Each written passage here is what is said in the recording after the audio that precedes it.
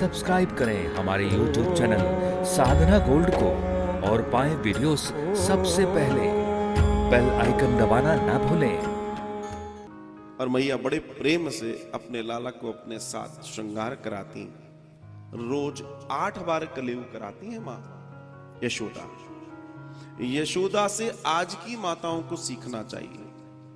आज की माताओं को अपने बच्चों को पालना सीखें।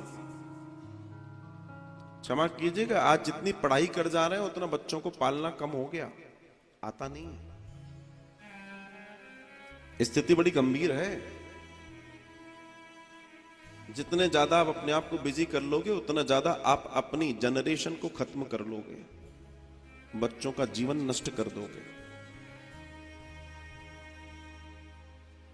स्कूल के टीचर्स बताते हैं कि बच्चे के टिफिन में डेयरी मिल्क और 5 स्टार रखी होती है, भोजन नहीं होता। जो बच्चा सुबह 6-7 बजे बस में बैठा 3 बजे लौट कर आएगा, उसके लंच बॉक्स में क्या रखा गया है सोचो। ऐसी माओं से तो बाज रहे हैं तो ज्यादा अच्छा है। कम से कम उन बच्चों का जीवन तो ना बिगड़े, बाज रहना ज्यादा अच्छा है, बहुत अच्छा होगा। जो बच्चों को देखना नहीं चाहती, अब तो नया जमाना यह आ गया है कि बच्चों को स्तनपान देना नहीं चाहती, जो अमृत है बच्चे के जीवन के लिए। डूब के मर जाना चाहिए ऐसी स्त्रियों को, डूब के मर जाना चाहिए।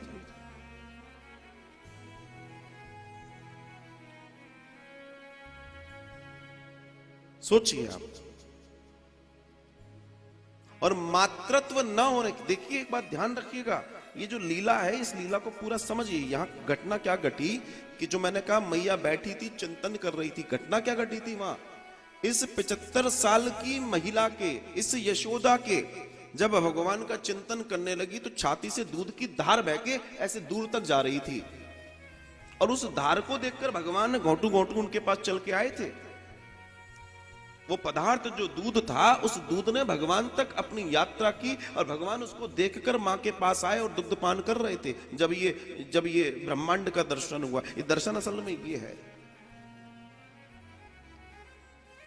कड़वी बात कहने जा रहा हूं, इस आयु में भी इनका ममत्व, इनके अंदर ममता इतनी है कि दूध बह रहा है, और आज की तारीख में ममता नहीं है, दूध है ही नहीं। कड़वी बात कह के जा रहा हूं, ममता नहीं है इसलिए ये हो रहा है, ममता नहीं है इसलिए हो रहा है, प्रेम नहीं है। अब एक मतलब 2-4-10 की तो बात छोड़ दो। एक जमाने थे भगवान तो अब पैदा होने नहीं है, क्योंकि वो तो 8वें नंबर पे आते हैं। अब तो पहला दूसरा नंबर लग जाए वही बहुत है। लेकिन तुम्हारे पास 1 औलाद 2 औलाद भी हैं तो तुम उनको नहीं संभाल पा रहे हो। नालत है ऐसे जीवन के ऊपर। भगवान ने तुम्हें सोच के जिम्मेदारी दी कि इस बच्चे का लालन पालन कर लो। अगर उस बच्चे को तुमने सही से खाना पीना नाश्ता टाइम पे नहीं कर सकते तो तुम्हारा जीवन क्या है? पशु जीवन है तुम्हारा।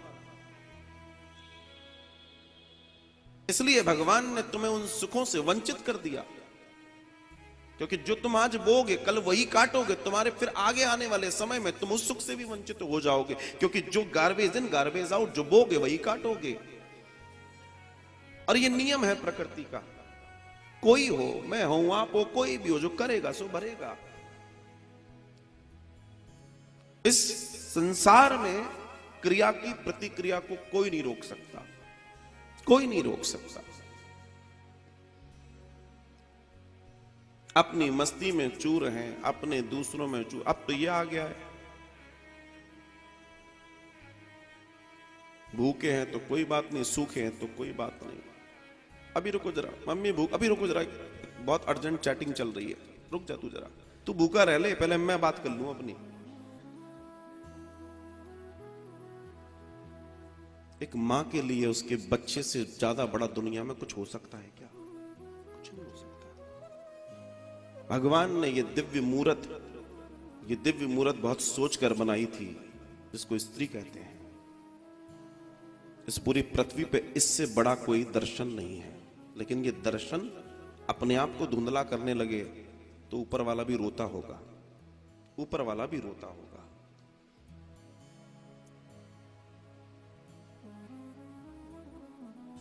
पहले होता था कि पूत जो है कपूत हो सकता है, माता कुमाता नहीं हो सकती। और आज आपको माता भी कुमाता दिखाई दे रही है।